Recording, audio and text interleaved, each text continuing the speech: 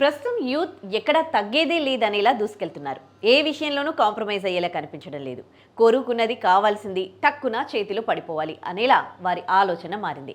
ఈ మోడర్న్ జనరేషన్లో జెన్సీగా పిలిచే యువత లైఫ్ స్టైల్ చూస్తూ ఉంటే షాక్ అవ్వక తప్పదు. ప్రతి ఒక్కరూ లగ్జరీ లైఫ్ ఎంజాయ్ చేయాలనుకోవడమే ఇందుకు కారణం.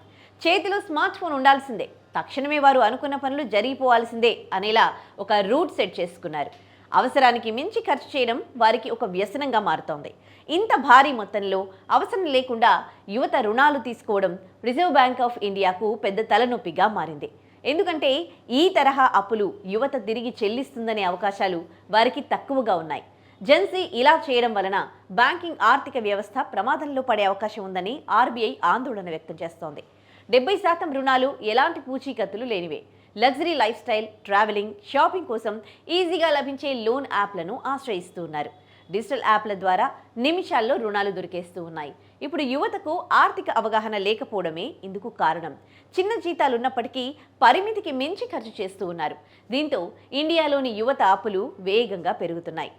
క్రెడిట్ కార్డులు, వ్యక్తిగత రుణాలు ఇప్పుడు కొనుగోలు చేయండి, తర్వాత చెల్లించండి అనే విధానాల ద్వారా చిన్న వయసులోనే యువత భారీగా అప్పుల ఊబిలో చిక్కుకుంటున్నారు. మొత్తం రుణ గ్రహీతల్లో జెన్సీ వాటా గణనీయంగా పెరిగి ఆర్థిక ఆందోళన కలిగిస్తోంది. కేవలం 30,000 రూపాయల జీతం ఉన్న యువత సైతం లక్షల రూపాయల లోన్లు తీసుకుని తెలియకుండానే అప్పుల ఊబిలో కూరుకుపోతూ ఉన్నారు. తెలియకుండానే ఈ సమస్య చాప కింద నీరులా విస్తరిస్తోంది.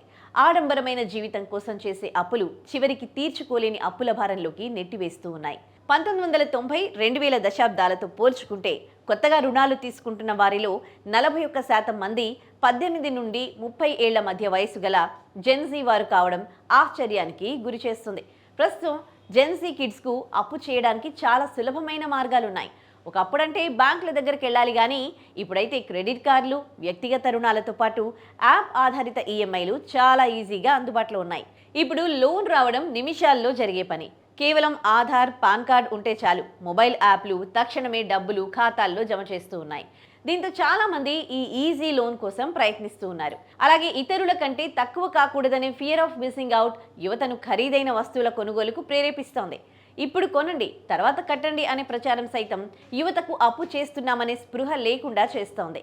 ఇలాంటి ఎన్నో అంశాలు తెలియకుండానే అప్పు అనే మత్తులో ముంచేస్తూ చివరకు ఆత్మహత్యలు చేసుకునే స్థాయికి తీసుకొస్తూ ఉన్నాయి. మరి ఇలాంటి సమస్యకు ఆర్బీఐ ఎలాంటి పరిష్కారం వెతుకుతుందో చూడాలి.